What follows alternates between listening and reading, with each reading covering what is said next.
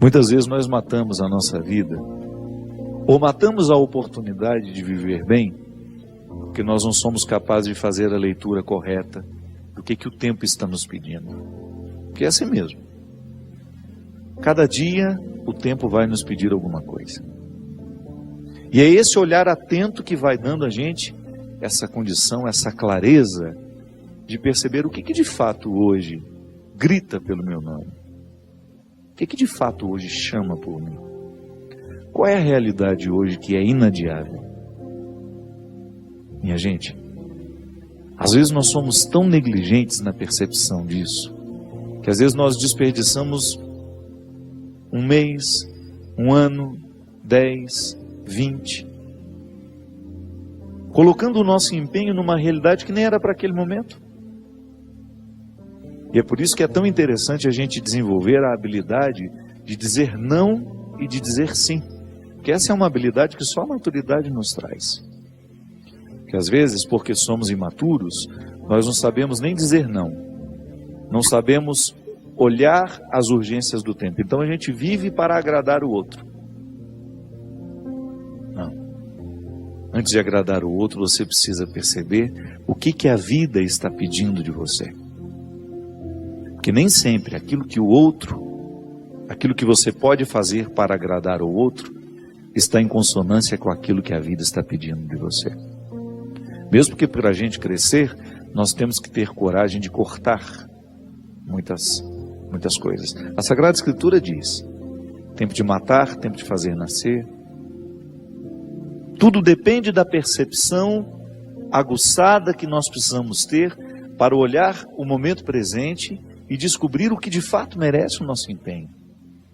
Quantas vezes eu na minha vida me empenhei no lugar errado, na questão errada. E depois não tem como ser feliz.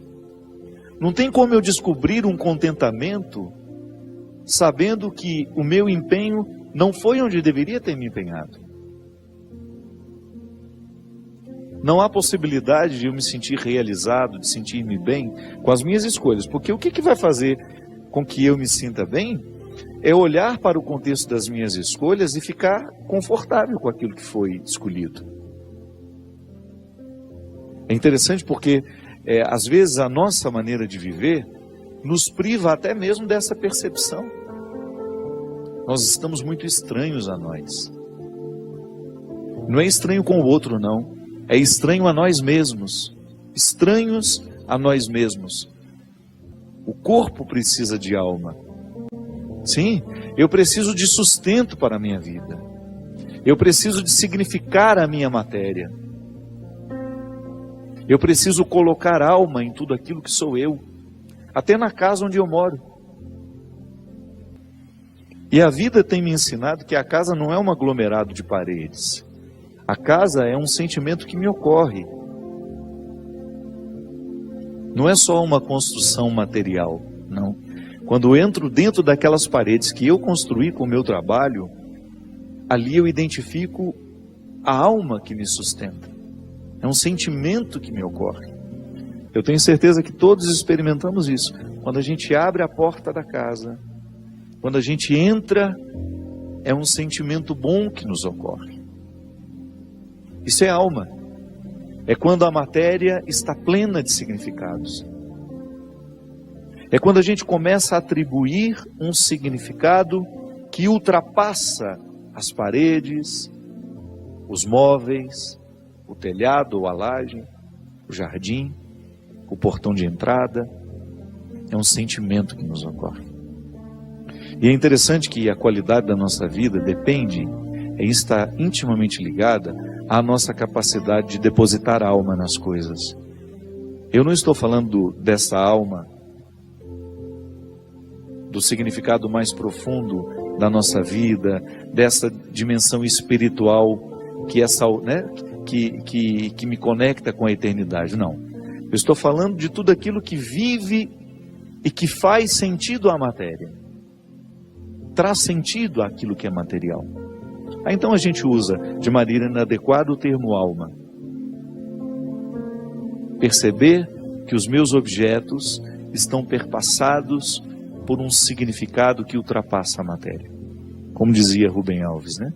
Existem coisas que são mais que coisas, são coisas que nos fazem lembrar. Isso é, virar um sacramental.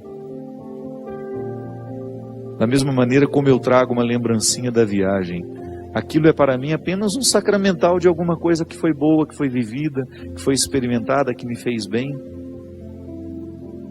Mas agora, na minha oportunidade de colocar alma neste corpo, nessa oportunidade única que eu tenho de viver diariamente bem a minha vida e assim inflar ar em tudo isso, da mesma maneira como eu percebo essa outra alma das coisas, da minha casa quando chego, de um sentimento que me ocorre. O viver bem, me trazendo a consciência de que hoje, quando eu observo as urgências da minha vida e me empenho nessas urgências, eu estou colocando alma no meu corpo. Ah, padre, essa visão separatista não combina com a teologia cristã. Eu sei, isso é só didática. Essa separação é apenas didática. Funciona tudo junto, corpo e alma estão, embora sejam realidades distintas, funcionam juntas. É unidade. Nós proclamamos a unidade de tudo isso. Agora, quando eu percebo, quando eu identifico que eu não estou fazendo, que eu não estou me empenhando para viver bem, eu estou sim fragilizando os recursos da minha alma, que são justamente para me ajudar a viver bem a própria vida do corpo. Trabalham em conjunto, minha gente. E nós muitas vezes negligenciamos a observância do tempo, como na Escritura que diz. O escritor sagrado fala justamente isso. Tempo de chorar e tempo de rir.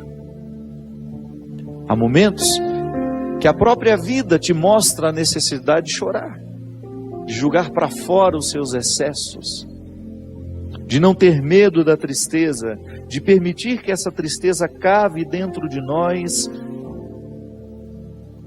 as suas riquezas e que nos ajude a encontrar a pedra preciosa que só o sofrimento poderia nos levar a conhecer. Depois vem o riso. O riso não nasce por acaso. A gente já cantava aquela música também, né? Ando devagar porque já tive pressa e trago esse sorriso porque já chorei demais.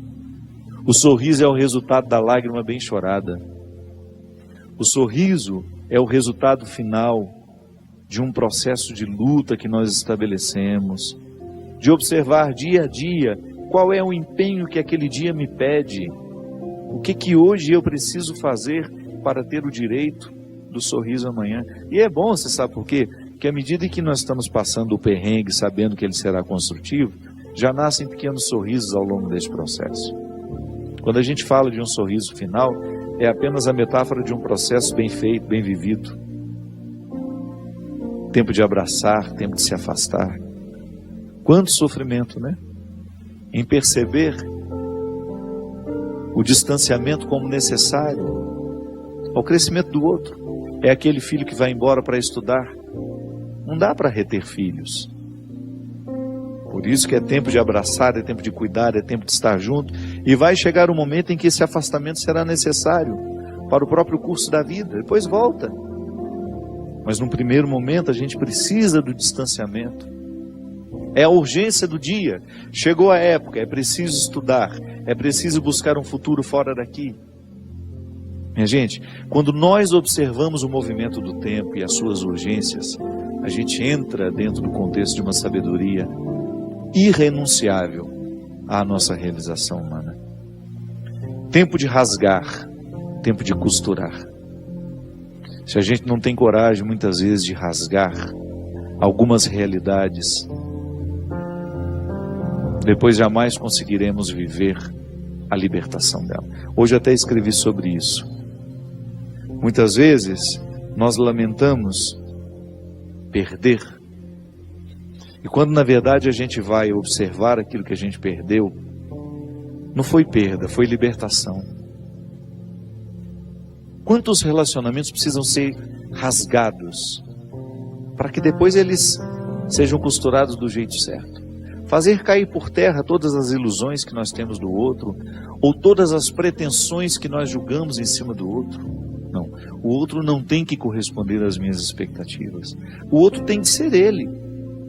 E se por acaso houve uma empatia comigo, ali construímos uma relação de amizade, se não, uma relação de respeito só. Mas é preciso rasgar. Nós precisamos viver o enfrentamento. O enfrentamento que depois vai provocar uma libertação em nós. Enfim, a vida sempre vai nos pedir uma observação. A vida sempre vai pedir de nós calma, paciência, porque com pressa nós passamos por cima de todas essas necessidades e não somos capazes de reconhecê-las. Você parou para pensar nisso? Que às vezes a vida não está dando certo, é porque você nem sabe exatamente o que você está precisando. Às vezes nós ficamos tão aflitos, tão angustiados, e não sabemos por quê. Faltou chegar ao ponto-chave. Faltou descobrir o ponto nevrálgico ali, onde de fato está iniciando o conflito. Paciência, né? A gente não tem paciência nem para descobrir o que está nos angustiando. É a nossa pressa, é a vida estranha que nós vamos vivendo. Motivação cristã. A Deus toda glória e louvor.